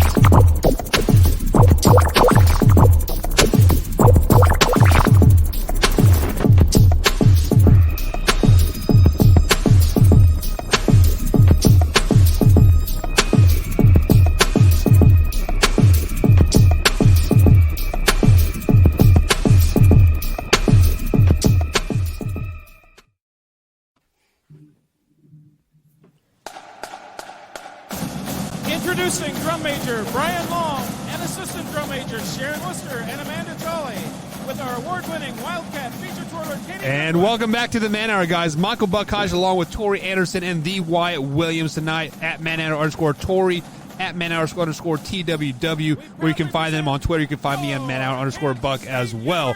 We got to listen to the Wabash Cannonball, guys. The greatest fight song in all of America for your Kansas State Wildcats there. As Facebook user asked, where is Combs? Combs is grounded. He said something about Michelle, about folding the towels wrong, and he has been in the doghouse ever since. Tori asked where Christy Sims at. I am not for sure where Christy Sims is at. I'm pretty sure she stuck him in the closet with the towels. I thought Combs was officially out of the out of the. But that's what I'm saying. Like now he's gonna have to come out the closet. So I don't know what he's gonna do. Wow. With that being said, let's go ahead and get back on track here, guys. So we are going to start Shop Talk a little bit earlier, as Joey says. No, Notre Dame is the best fight song ever. I don't know. You want to know who has the greatest fight song ever? Wisconsin's pretty good, but I like the Ohio State fight song. Yeah, Ohio State's really cool. Honestly, you shut your whore mouth. Plus, Ohio State's band is super awesome. How like all the formations and stuff they do, like those. It's so cool to get to see them do it in person. When we went to the Big Ten championship I think it was a year ago. It was right before COVID hit. It was a blast, and they did one where it was like SpongeBob or something, and it ended up getting featured on SportsCenter and stuff. And it was cool to be like. I watched that happen live, and then it happened on sports. It was just cool, but yeah. Yeah, that is actually really cool. So for the after show, guys, I'll have to show you the Kansas State marching band one where they played Kansas, which is our arch rival there, and they did a Star Wars theme one, and the starship did not look like a starship. It looked like a toy, let's just say that, and it went into the Jayhawk mouth. So I will show you guys that during the after show, because it's probably not a little bit of probably should be shown here. But guys, the phone lines are open 812-406-8384. We are opening the lines for Shop Talk a little early tonight. So if you want to call into the show, feel free. But there are some rules here. You have to have your question ready for the guys here, myself, Tori, or Wyatt. You can ask us a question. We will give you our answer on the whole situation, and then you have a chance to rebuttal. However, this is not an open forum discussion here, so you'll get a chance to rebuttal if there's an opportunity to, and then we'll have to open the phone lines up for somebody else. We do have our first caller of the night here, so let's go ahead and bring the caller online. Caller, what is your name? Can you hear us? I guess the caller doesn't want to talk to us, guys. Sheesh, another prank call. Man, these guys are pretty good at prank call. And then he hangs up. Come on, should we call him back? We'll give him a call. Call him back. It said call failed, so maybe it's on my end. I doubt it, but I doubt it. Let's just be honest. So we will wait for the caller to answer the phone. People are supposed to call us. We're not supposed to call people. Yeah. But quit tying up our phone lines. I mean, there's only two callers. So eat your dinner, Tina. All right. Our phone line. We gave that person an opportunity. So the phone lines are open, guys. 812-406-8384. So to start Shop Talk, guys, before we have any callers call in, the Ball brothers played last night. The Pelicans played the Hornets. And so, why you have a younger brother, Tori? Are you older than your sister? I am not. So let's go ahead and answer this call before we get into the Ball brothers here situation. Caller, how are you doing tonight? Caller, can you hear us? Why don't you like us? Why don't you want to talk to us? Can you hear us now? Yeah. So whoever's calling me, they're trying to play jokes on us because my phone's hooked up to this. It's probably Chastity Sims.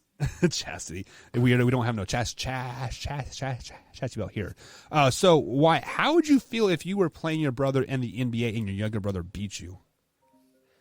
I wouldn't be cool with it. I'm a very, very, very competitive person. So when it comes to me and Leroy playing sports, I get very serious about it. A lot of pride goes into it, of course, because my brother was never big into sports. So anytime we play in sports, I have to, of course, establish my dominance amongst the two of us. So, like I said, I am very competitive as it is when we play sports. If we go to the park, which it's funny because we go to the park every Saturday night in our area and play basketball at the Romeo Langford courts. And if you know me, I'm not a big like trash talker or anything, but like once we get on the court, all that is out. Like I am the biggest trash talker on the floor. I am the person that will be clapping at you if I hit a shot the whole way up the floor. I talk the whole game. It's my favorite thing to do. So, yeah, I do that a lot with Jackson, quite a bit with Leroy. I don't know. My sister and I never really played sports. Like my sister, I was the athlete, and my sister was like the cheerleader. So we didn't really do that, but it was straight well, when it was called WWF, now it's WWE, but it was pretty much straight knockdown brawl. We usually just beat the living shit out of each other. So, it wasn't really sports. It was straight WWF moves. Like there was pile drivers, suplexes, you name it. How I didn't break my neck, I don't know, because I literally took a pile driver when I was younger. Like my sister like rammed my head into, like we were on our neighbor's porch and I got driven straight into that thing. Yeah, my favorite thing to do in trash talking is whenever I'm playing basketball, I'll come up to the court and I'll ask what the score is. And whatever the score is, like let's just say it's 8-5 and we have 8 and the other team has 5. I'll be like, no, it's 11-5. And they're like, no, it's 8-5, it's 8-5. And I'm like, no, it's 11-5. And I'll pull it from 3. And every time I knock it down, I'm like, what's the score again? What's the score again? It's what? And then make them say 11-5. It's my favorite. That is my favorite thing to do while trash talking. That is the worst trash talk that I've ever heard in my life, Wyatt. But we do have a caller on the line. Caller, what is your name? Joseph. Joseph, Wyatt's buddy Joseph here. What's going on, Joseph? Not much, man. I got a question for Tori. Go for it. What's up? I've been hanging on to this question for the start of the show. What is your problem with Tim Tebow and Jordy Nelson? Oh, shots fired. I'm dying. One, Tim Tebow is a terrible quarterback. He would never belonged in the NFL. Oh, he was awful. Quarterback. He has a spaghetti arm. Look at his throwing motion. Peyton Manning ended his career. If it wasn't for Peyton Manning, Tim Tebow would have been a good quarterback in the NFL. No. You're right now, man. No, Tim. And then Jordy. The Steelers. And Jordy, it's like I said, I do that. Jordy was a great ball player. I do not deny that whatsoever. I just don't like the guy personally off the field. There is nobody that wholesome in life. Do you hate You farmers? are hiding. No, because they give me food. Jordy's That's all he does. All he does is farm off the field. No, everybody has a vice. And the way he is portrayed is like the almighty patron saint of whatever. Because he is, Buck. You know him personally. What is Jordy Nelson like? He is the most humblest human being I've ever met. He is down to earth. He's a great guy. He'll do anything for anybody, any given time. What is he like as a teammate? You got to play alongside him, and you also got to play against him. What is he like on the field as a teammate and also as a competitor? So as a competitor, he doesn't talk trash. He will pop you in your mouth and then walk away to like the huddle and get ready for like the next play. And then as a teammate, he is the ultimate picker upper guy. He's always rah. Hey, we'll get it. Just spit about it and move on. So he has a vice. Tori, you're a Packers fan, bro. You should love him like me and like every. You're the only Packers fan I've ever in my entire life ever say that. As a player, I like him. There's something. No, nobody is that wholesome. You are hiding. But he has never been in trouble, so I don't like him. That's basically what Tori's saying. Jordy Nelson has never been in trouble. He has never hit a woman. He's never kicked anybody. He has never. Okay.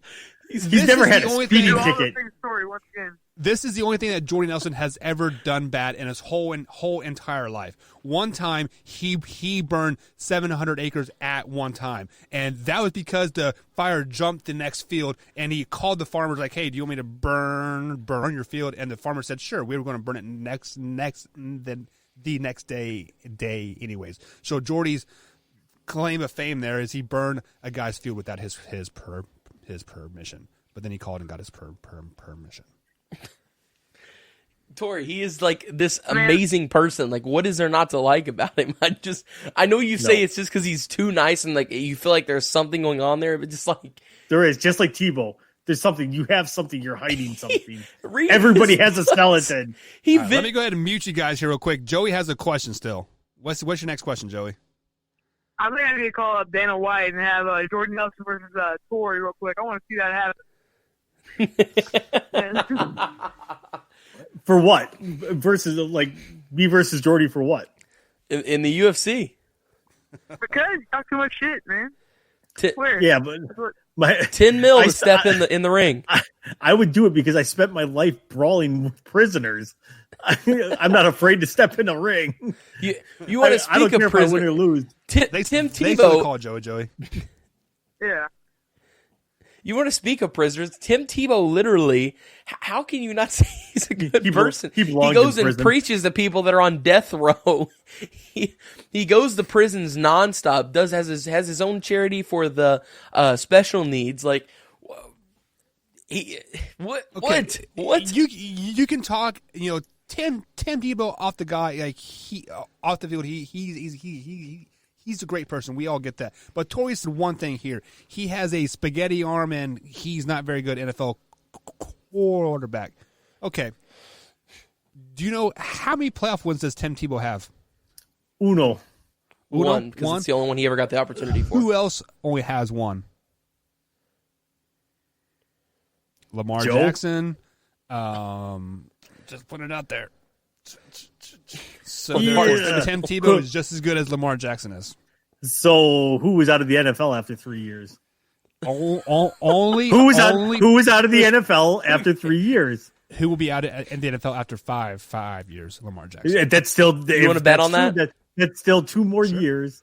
That's still 2 more years than Tebow lasted. No. Tim Tebow went to the Patriots, or was it? No, he was a backup quarterback for the Patriots for like a year. So there's 4 years, and then he was with the Jets. No, he was with the Broncos for a year. He was with the Jets for a year, and he was with the Patriots. No, it wasn't even for a year. He was with the Jets for what, 8 weeks? Then got traded to the Patriots and was tight end. I think he was only in the league for like 2 years, maybe 3. I don't even think. Yeah, I think it was 3 max. Three absolute max. He was the Broncos.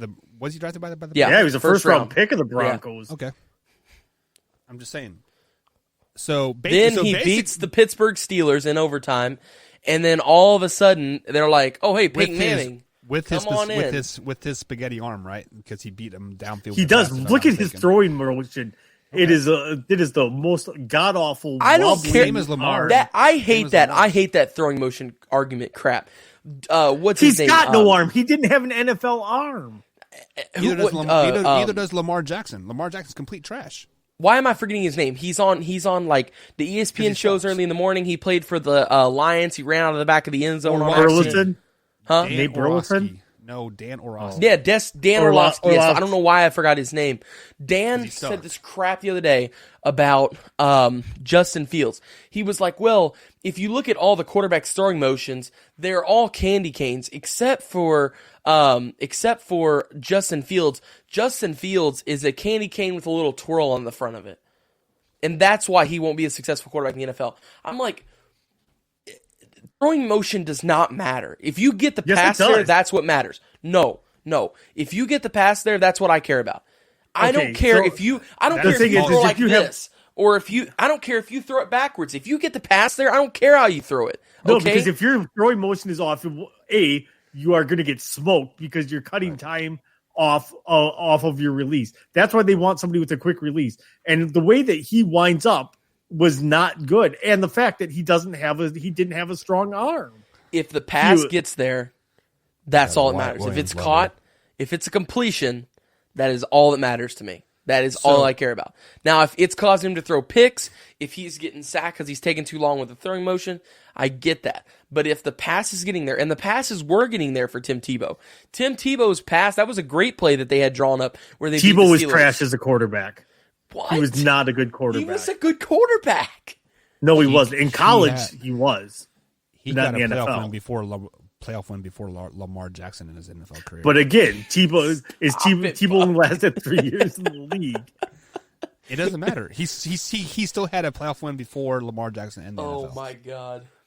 So therefore, Okay, that's great. So- Okay, that's great because he played before Lamar was in the league. Yeah, that's great. No. Buck, I'm did not you talking also about know that year Babe one, I'm Ruth talking had a about careers. playoff win in a World Series pennant before the Cubs did? I'm not talking about years. I'm talking about years as a career. So his first year, he was a playoff winning quarterback. Oh, okay. And he was trash. That's what I meant. Tim Tebow is trash.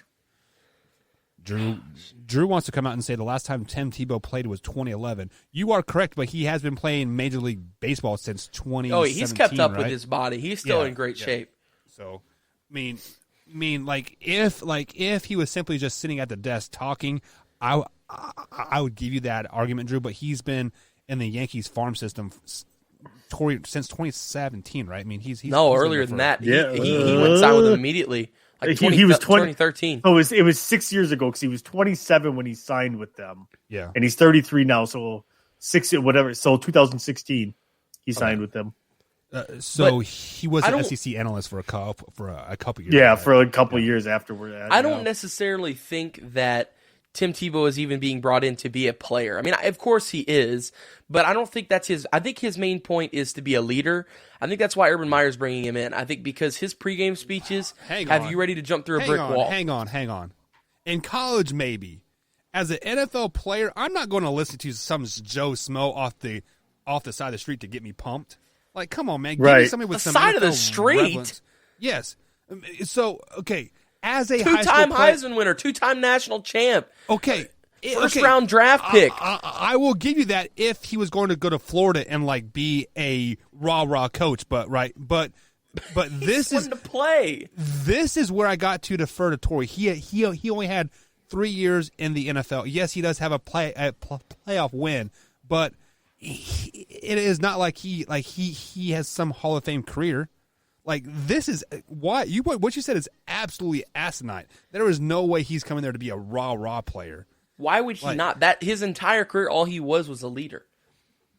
That's care. literally what he does. That was in college. That was not in the NFL. That was in the NFL. He literally prayed before and after every game. Remember Tebowing? Like the whole country got cares behind about it. praying? That was the dumbest thing ever. Was the Tebow thing? The whole country got behind him, let alone his teammates. His teammates got behind him too. I'm part of this country, and I didn't get behind that because I thought he was a moron. The same guy who didn't get behind Jordy Nelson didn't get behind Tim Tebow. Wow. All right. People were Tebowing to make fun of him. Wyatt. No, they were not. Yes, they were. They were not. Yes, they did. I played youth football league at that time, and all the kids, when they'd score a touchdown, would do that. Now, also, I did play in a Catholic league, of course, so it probably tells you why. But That's probably why you started too, right? Because you were the biggest kid on a Catholic team. Congratulations. that's true. All right, so let's go ahead and continue our shop talk here. So one thing that kind of perked my interest, guys, over the weekend was DK Metcalf. He ran in Olympic trials here over the weekend. He did not win, but he did run the 100-meter dash in 10.37 seconds in his pro track debut. Why are you okay with DK Metcalf running track in the off season? Yeah, absolutely. I mean, it's his life. He does what he wants. Here's the deal. He was in that race, too. Did you guys watch it? If they were racing a 40-meter dash, he wouldn't have finished dead last. He would have finished probably middle of the pack, fight fourth. Hang on. Wyatt, mute. Time out. Torrey, if the Atlanta Falcons only played 3 quarters in the NFL season, they would have been Super Bowl champions. That's not They'd what have been I'm Super saying. Bowl champions and undefeated. That's exactly what you just said, Wyatt. Come on, man. That's not what I mean. I'm Guys, just if saying. he only run a 40-meter dash, he would have been first place. No, not 40-meter. I said 40-yard dash, what they run in football. If they would have all timed their 40s, he would have been middle of the pack. He would have been right in the middle. Okay. And if it would have been a 60-meter run, he only lost it around the 70-meter section of the track. And he didn't really even lose it. He ran with the pack the whole time. Why? Is it a 100-meter race? Yes. So if it was a 70-meter race, that would be a 3-quarter team, right? So the Atlanta Do you know Falcons. how much he weighs? I don't care how much he compared to them. He weighs. He held his it doesn't own. matter. Are you not impressed that he held his own in that race? I am impressed that he didn't get hurt. If he would have tore his Achilles, tore his hamstring, his NFL career would have been over. Look at what's happening with Juwan James right now with Denver. Yeah, off season. off-season injury here, his NFL career is over. Okay, I'll play that card too. Look what happened to Bo Jackson. He was pretty good. Look what happened to Deion Sanders. He was pretty good. That was an NFL injury, though, that happened to Bo Jackson. Right. He got a hip pointer. They thought it was a hip pointer in a playoff game against the Buffalo Bills, and he broke his hip. You all are seriously right now hating on DK Metcalf for running in that race. What? I'm not hating. Awesome. I'm not hating. I'm just being factual about it. What I am hating I think it's impressive what he did. Right. It is very impressive. A 240-pound guy running 10 seconds and a 110 yard. Very, very impressive.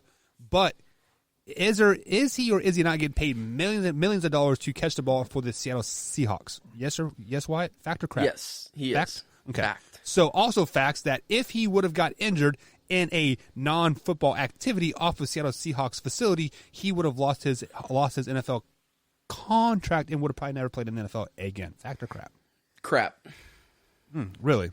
If I was the Green Bay Packers and he pulls a hamstring and the Seahawks cut him for pulling a hamstring, I hope the Packers pick him up. I would love to have DK Metcalf and Devontae Adams in a year after his hamstring heals or a torn ACL. I'll take a torn ACL DK Metcalf any day of the week. Absolutely.